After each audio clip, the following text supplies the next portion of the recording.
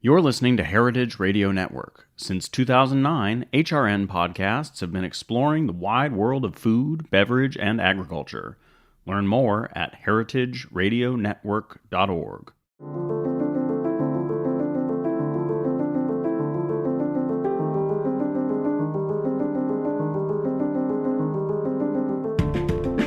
I'll tell you this, our model will always be inclusive. Whatever model we decide that we want to create or build in our communities will include everyone. Folks will be allowed to walk into any of our stores and shop. Whether you are a member, whether you are visiting for the first time, there will be no restrictions to the folks that can participate in the access of food. So we want people to be included. We want them to come as they are and meet them in the areas in which they want to be involved. We are a nonprofit. We're going to operate our grocery stores first and foremost as a nonprofit because we want to make sure that we build and amplify everything that we're doing in our communities and we support our communities. But the way that our community interacts with our store, we will build that together on the level that is needed for the people that will participate. You just heard Kelvin Tate talking about the ethos of East Brooklyn Mutual Aid, an organization that has distributed food to over 100,000 Brooklyn residents since the start of the pandemic. We'll hear more from Kelvin later in the episode. Today, we're leaving the supermarket behind and unpacking the possibilities of alternative foodways, including cooperatives, mutual aid, CSAs, and the Black Panther Free Breakfast Program. For this episode, I'm thrilled to welcome HRN intern Liv Kunins-Berkowitz as my co-host. Their research focuses on alternative and community-constructed foodways. Hey, Liv, welcome. Hey, Matt. Thanks for having me. I'm excited to dive into this together. So, without further ado, I'm Matt Patterson. And I'm Liv Kunins-Berkowitz. And this is Meat and 3 on HRN. Meat and 3. Meat and 3. Meat and 3. One meat, 3 sides. Food, news, and storytelling. A square meal. For your ears. Meat and 3.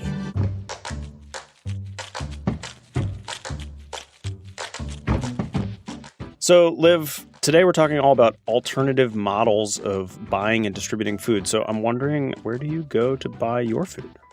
Well, I've lived in a bunch of different places over the last couple of years, so that's changed. When I lived in Maine, I definitely went to Hannaford's a lot. That's the big grocery store up there, but also always try to go to the farmer's market because I like having connections with the people making my food. And then smaller stores like cooperatives or neighborhood grocery stores, and lots of farmers markets because those are abundant here in California. Where do you get your food, Matt? I mean, sort of a similar situation in that I've lived a bunch of places. My happiest food buying situations were in San Diego and in New York. I was a part of co-ops that had slightly different models, but they had both been around for a really long time, and they were really, really wonderful places to shop. I have very, very recently moved to Providence, Rhode Island, and I'm still just scratching the surface of what is available here, but I've been to a farmer's market and am looking forward to finding out what else is out there. For most Americans, though, the answer to where do you buy your groceries is not a local co-op or even the farmer's market, I don't think. It's probably the supermarket, yeah? Yeah, and I feel like when I've lived in more rural places, the supermarkets are huge, and you're kind of walking up and down these aisles, and there's these really brightly colored packages and cartoon characters on the packaging, and everything is super bright with fluorescent lights, and it's definitely a really different experience than, going to the farmer's market. What I love about the supermarket is you can kind of get everything, but at the same time, sometimes it feels weird to have like cabbages and ice cream cones and dog food like all together, and that's not how it used to be. I don't know if you know, but there existed an era before the grocery store. It's kind of only about 100 years old. It came out in the 1900s. And before that, people had their baker where they would go for bread and the butcher for meat. And you kind of interacted with this purveyor who was between you and the products. And now it's just us, free range in the grocery store with our shopping carts and millions of items.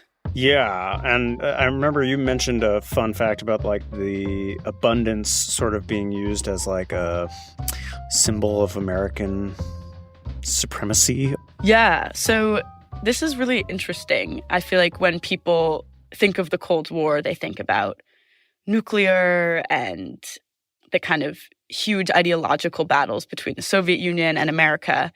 But food was actually a big part of America trying to show that the capitalist model was better. So this was during this period of industrialization of agriculture. America was producing more food than it ever had. And the grocery store was kind of this way for Americans to display their abundance, to say, look how good this economic system works. And it's actually so much so that in 1957 at the World's Fair in Yugoslavia, the U.S. exhibited a fully stocked supermarket. And so they brought all these American products, set up a supermarket so that people living under communism could, witness what they believe are the virtues of the free market. And that was the first time there was ever a supermarket in the Soviet Union. I feel like you wouldn't believe it. That was a real thing. Totally. I mean, I grew up not even being able to imagine an alternative to the grocery store. They're not obvious. And there's a lot of people throughout history who have been committed to imagining alternatives. First, there was just the alternatives before the grocery store. But then once the grocery store became really popular in America, and that was kind of during the 1950s. It was during suburbanization, the rise of post-war prosperity. People had a lot more money to spend, especially white Americans. And major grocery chains like A&P kind of took advantage of this moment and constructed massive supermarkets all across the suburbs. And they looked abundant, but they didn't really meet a lot of people's needs. First of all, a lot of supermarkets don't actually have all the products. There's kind of this illusion of choice. You can have like 20 different types of cereals, but maybe not certain cuts of meat that might be culturally relevant to you. And then the last thing is just alienation. I don't know if you've ever felt this, but kind of to me when I'm in the grocery store, it almost feels like the products sprouted up on the shelves, like they're not actually from anywhere, like a factory or let alone a farm. There's all these quotes I found through looking at poetry and looking at natural living magazines in the 1960s, people kind of criticizing the supermarket as this epitome of alienation where they're separated from the land and they're separated from farmers and the people who produce their food. And the food kind of becomes only a commodity and not part of a cycle that nourishes themselves. Right. So today we're focusing on all these people that are reimagining alternatives, right? Yes, we're going to talk about cooperatives and mutual aid, CSAs, which are community-supported agriculture. And I also wanted to talk about the Black Panther free breakfast program, which was around in the 1960s. And that was this really revolutionary model of getting food to people in need. One thing that's really important to note is that alternative foodways have been really essential in Black communities because the American food system has really failed to meet their needs.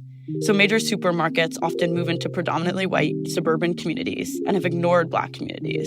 This phenomenon is often called supermarket redlining. And because the giant supermarkets have historically neglected predominantly Black communities, the communities have had to take it upon themselves to organize alternatives. So yeah, for our first story, producer Elias Guerra introduces us to one professor who has devoted decades to researching the role of African Americans in cooperative economics. Most people are not aware of the long history of cooperatives in America, and even more so, people don't know the essential role that Black co-ops have played in laying the foundation. Jessica Gordon Nemhard is the author of Collective Courage, A History of African American Cooperative Economic Thought and Practice. As she describes it, before she wrote the book, there was little to no research on the role of African Americans in cooperative economics. She's a professor of community justice and social economic development at John Jay College, and an inductee into the U.S. Cooperative Hall of Fame. Jessica says the history of Black cooperative economics goes way back, often started informally and out of necessity.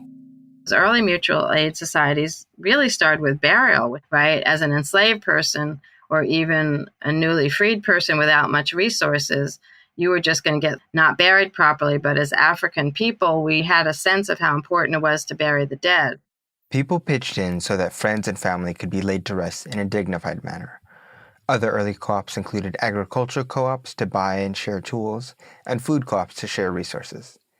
Jessica says when she first started talking to Black folks about cooperatives, their reaction was not always enthusiastic. Many people associated cooperatives with white hipsters and didn't know about the role of Black people in co-ops. As she explained the different shapes that co-ops can take, her audience would recall a food co-op a parent did, or a giveaway at a church when they were a child. But this initial misunderstanding was not by accident. We had a lot of Black leaders talking about using co-ops for actual liberation and to get us out of slavery, out of segregation. But the minute we started talking like that, we became targets of people, especially white supremacists, who didn't want us to succeed. So one of the reasons it was so hard for me to dig it up was because, one, we had to do a lot of it underground. Jessica says that many times Black folks would use some other terminology besides cooperative. When fears of communism and Black power were popular, it was important to avoid certain words that might spark a backlash. Black-owned co-ops were a threat to white power and could be more successful than their white counterparts. There's a great example in Richmond. They actually started a food co-op across the street from an A&P because the A&P refused to hire a Black person and wasn't friendly to them. And they were like, okay, in your face, we're going to start our own grocery store. It's going to be a co-op, and we're going to be right across the street from you. Soon the Richmond Co-op had more employees, more volume, and more business. And within 2 years, the A&P almost went out of business. This was not always the case, but as Jessica puts it was a matter of access and self-determination. One, we need the food and the access, but also there was that political, social aspect. We're not going to let people disrespect us. Cooperatives surged during periods of Black power movements and labor movements. So the 1880s, the U.S. was abandoning Reconstruction and starting Jim Crow. The KKK was starting, but there was a strong Black movement to resist the backlash. Cooperatives gave people the power to pool their resources and fight back by taking care of one another. Co-ops surged during the Great Depression and again during the Civil Rights era. And in the 60s and 70s, we did have the explosion of Black power, civil rights movements, and needing to couple economic justice with racial justice became very apparent again. So it is survival, but it's not just survival. Although many Black cooperatives have disbanded over the years, Jessica doesn't see that as a failure. They move in ebbs and flows. And she says the benefits we gain can continue even after the organization is gone. There was also a great study of that co-op in Virginia in 1901. That co-op lasted, I think it was 20 years. They started like 2 or 3 other minor, small co-ops and a school. Even once the co-op disappeared decades later, the community still had a sense of collective responsibility. Jessica thinks that cooperatives give us space to practice and improve our social dynamics. Something sorely needed in these stressful times. Not magical, but participating in a co-op means that you can't be isolated, right? You're working with other people, you're making decisions with other people. Even in a dog-eat-dog world, cooperation nurtures the part of ourselves that capitalism cannot touch. There's so much learning, not just about how to run the business, not just about the industry you're in, but there's this learning about how to be a human being again. There's an understanding that things are supposed to be transparent. Jessica says that cooperatives teach a different kind of ethics, not just top-down, but one where everyone can understand the budget and expenses, and everyone gets a say. Even if we have to go back to an unsatisfactory job where we're just a cog, at least at home in our community, we're going to do some other stuff because we've been changed by that relationship. At a time when division is the most common threat in our lives, what cooperatives teach us is more important than ever. We all depend on each other for survival and for our happiness. Jessica is the author of Collective Courage, A History of African American Cooperative Economic Thought and Practice. So as Jessica explained, from the early 1900s all the way through the 1970s, co-op organizers were consistently accused of being communist and anti-American just for trying to operate a grocery store that catered to their community's needs. And the truth is, among people who've engaged in cooperatives, some weren't at all looking to overthrow the capitalist system or even really imagine an alternative. They were just trying to get food to their people and their community. But there are also people, especially in the 1960s, who thought that the grocery store, especially the cooperative grocery store, could be an outpost of the political revolution. And I can kind of break it down to you this way, Matt. Political organizers always have to struggle with trying to get people to care about what they're talking about. How do you kind of get people in the door? And a lot of activists in the 60s thought that the storefront was the perfect model because people come in to get their beans or their rice or chicken or whatever you need, and you could have a little political conversation at the checkout line, and they come back, and slowly that's a way to radicalize people or get them to join your movement. Sure, this is like politicians targeting bars and bar patrons on voting day or something. It's like meet the people where they're at. Exactly. And the people got to eat. We all need food. And so meeting people while they're eating is the perfect way to kind of begin those political conversations. Sure. And in my opinion, no one really did this better than the Black Panthers. So I'm taking us back to the 1970s. And this was the time when America was the richest country in the world and had one of the largest populations of hungry children, which, I mean, is just clearly a contradiction. Mm-hmm. And so the Black Panthers took it upon themselves to nourish poor Black kids, partly because they cared about their community and they just wanted to feed people. But I also think they knew that it would expose the American government for not meeting the need of so many people. In the early 1970s, the Panthers established a free breakfast program, and it spread to 45 cities across America. And they were consistently feeding upwards of 50,000 children, which is pretty incredible. Yeah, wow. And for the Panthers, food was inherently political. And I just have to kind of give you this quote from Panther Party Deputy Chairman Fred Hampton. He described the Black Panther service program as follows, quote, "First you have free breakfasts, then you have free medical care, then you have free bus rides, and soon you have freedom," unquote. So he kind of thought that this food was just kind of this one step towards this greater promise of freedom, because he believed in a free world, everyone is fed, and the American government, which preached freedom, was not able to pull that off. So the Panthers really exposed the fact that the U.S., the richest country in the world, also had one of the largest populations of hungry children. And this was threatening, really deeply threatening. So the head of the FBI, J. Edgar Hoover, wrote, quote, "BCP, which is the Breakfast for Children program, represents the best and most influential activity going on for the Black Panther Party, and as such is potentially the greatest threat to efforts by the authorities to neutralize the Black Panther Party and destroy what it stands for," unquote. That's pretty intense for somebody just trying to feed some kids. Exactly. So the Panthers were nourishing their community, and it was just a huge threat to the American government at the time because this small, or not small, but this more ragtag organization was able to provide services that the American government either was unwilling to or infrastructurally unable to.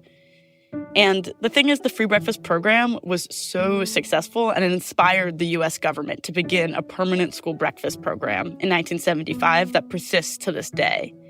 Because they knew if the Panthers were feeding people better than the government, people would turn to the Panthers and kind of take away support for the government. That's an incredible legacy. It's an incredible legacy. We really do have to thank the Panthers for this inspiration. And it shows that, you know, the co-op, which oftentimes is just a space to get food, really has been historically a site of a real threat to the American model. And that's in part because this grocery store is so entrenched in the image of American capitalism. Well, yeah, it's like deeply ironic that we would be trying to portray a certain image via the grocery store abroad, but in reality have such hunger at home that, you know, the Panthers felt they needed to institute this program. So the truth is, kind of all throughout American history, when the government has failed to meet the needs of its most vulnerable citizens, community members have stepped up and organized to support each other, to cook for each other, to feed each other. So we're going to travel from the 1970s to the present day to talk about how this played out during the COVID-19 pandemic. Right, so here's Charlotte Rhodes visiting HRN's neighbors at East Brooklyn Mutual Aid. East Brooklyn Mutual Aid describes their work as being about living in solidarity with one another, about exchanging resources to best support the community at large. People give what they can and take what they need, all without the expectation of receiving something in return. East Brooklyn Mutual Aid, or EBMA, was formed during the pandemic to meet urgent needs of the community after their co-founder, Calvin Tate, recovered from COVID himself. Federal, state, and local responses to the pandemic revealed deeply rooted systemic issues that the EBMA came together in response to. Calvin describes how East Brooklyn was situated in such a way that the dangers of the pandemic fell unevenly onto the neighborhood. Discrimination, redlining, racism. I mean, we are put in certain areas of our communities with the least amount of resources where other communities have everything that they need. at prices that they can afford, and we have things that we can't afford. We don't have enough hospitals for the folks that live here. We don't have enough transportation for the folks that live here. We don't have enough grocery stores for the folks that live here. So of course we were going to get the short end of the stick when everything fell apart and the city didn't have a plan. We had to fend for ourselves. And how much of that can we do when we physically don't have the resources? EBMA began with delivering groceries directly to 30 households. Their Black Radish program, which sources groceries from predominantly Black farmers, has now distributed more than 1 million pounds of food to over 100,000 residents throughout Brooklyn's eastern neighborhoods. EBMA undertakes education and political action as it relates to food, which sets it apart from other alternative models of grocery. Absolutely. Food justice is important for our seniors, for our young people, for everyone. We want people to understand how to consume food, how to grow food, and how to maintain the community around them and the people around them through food. Understanding the food chain, number one, understanding where your food comes from, understanding some basic needs of agriculture, basic needs of how to grow and harvest your own food, basic culinary needs of how to support yourself, basic culinary education, knife skills, nutritional education. Food is medicine, and if we start to think of food as medicine and that everyone has a basic human right to food, then our communities would be healthier. Our communities would have less mental issues, less social issues, spiritual issues. All of those things, in my opinion, surround food. Their mutual aid model prioritizes the most food insecure: elderly people, disabled folks, youth, and low-income families. Autonomy underpins EBMA's fight for food justice, whether it is through providing educational tools or supporting local Black and brown farmers. Less than 1% of farmers in New York State are Black or brown, and they get very minimal support. So if we as a community don't support them, then how else are they going to be supported? I think that it starts with us first. We support our own. Every other community supports from within. We do the same thing, and we do a really good job at it when we come together. Kelvin says autonomy is also about bringing the choice back to the community, to be in control of what to eat, where it comes from, and how much it costs. It is soul work. The work that we do in our communities is passion-driven, and it really is soul food. That's really what it is. You have to kind of have that same spirit in you and really believe in the work that you're doing and love the work and the people that you're doing it for, and yourself, because you're a part of that community. So it's soul food, really. Mutual aid is so much more than providing people with groceries. It is the commitment to meet community needs in tangible and intangible ways. Just like soul food, it fills both the body and the heart.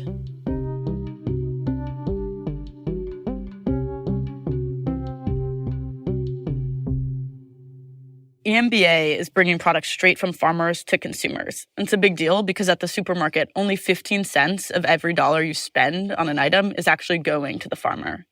The rest goes to processing, marketing, shipping, and executives. We're in this moment where Americans are imagining new ways to shop from small farmers rather than further feeding agribusiness. And another one of these models are CSAs, or community-supported agriculture. For farmers, CSAs ensure a reliable source of income because customers are committing to paying even before the first seeds are planted in the ground. And community members get to enjoy delicious and locally produced food. And the thing is, farmers take on a lot of risk when they're working, and CSAs are a great way for customers to help take on that risk with them. It's also a great way to try new vegetables. A lot of farmers don't promote plant and crop biodiversity because certain types of vegetables aren't necessarily profitable. But if you sign up for a CSA, farmers might slip in new crops. And it's been a way for me that I've learned to cook all types of vegetables that I wasn't previously familiar with. Yeah, I think anybody who's done a CSA has had that experience of receiving a thing and then being like, what do I do with this? But that's great because it broadens your horizons. Yeah, so CSAs, their history is actually slightly ambiguous, but they seem to really emerge in the U.S. in their current form during the mid-1980s. And today, more than 1,700 farms across the country run CSA programs. So for our last story, Sasha DuBose explores how one CSA is working to make farm fresh produce accessible for everybody, at least everybody in their community. This summer, I'm thinking about the best ways to get my favorite produce. Big grocery stores don't cut it for me all the time. I'll sift through the produce to find something fresh, but even my best selection leaves something to be desired. But farmers markets and CSAs can be inaccessible for a variety of reasons, from only being open when most folks are at work to out-of-the-way pickup locations. What's a tomato lover supposed to do? Francis Yu is working to address that lack of accessibility. They are the deputy director of the Catskills Agrarian Alliance, which houses the 607 CSA, a multi-farm CSA based in the northern Catskills of New York. And so our members have access to over 40 regional, small to mid-scale family farms up here who are doing such beautiful work. I think that was sort of like the original premise of why bring together all of these different farms is just to like kind of like streamline some of that work and make sort of the handling the logistics and the transportation of that much more easier. Again, for producers, and then expanding the offerings that we can provide to consumers. The 607 CSA has about 350 members spread out between New York City and the Catskills.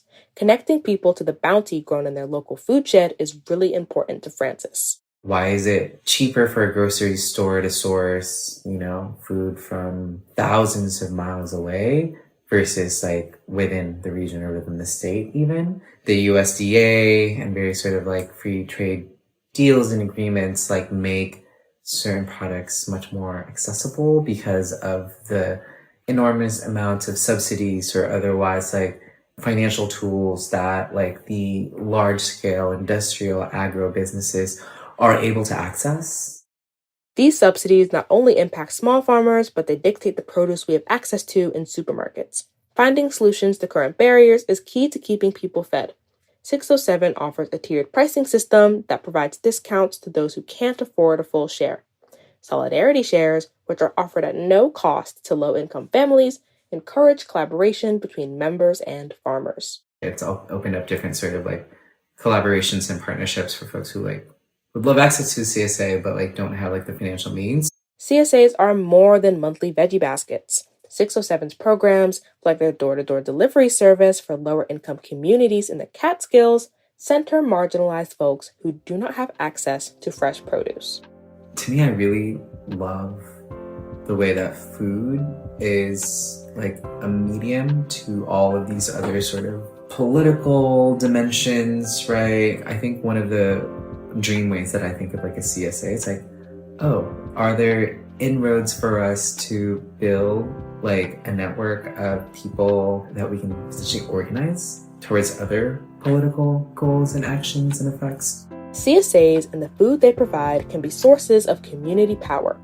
Being in New York City can make me feel cut off from the producers who sustain us, but joining a CSA can help you reconnect with where your food comes from. You'll have access to the freshest produce and even more nourishing community. So Matt, my research is on the history of American foodways.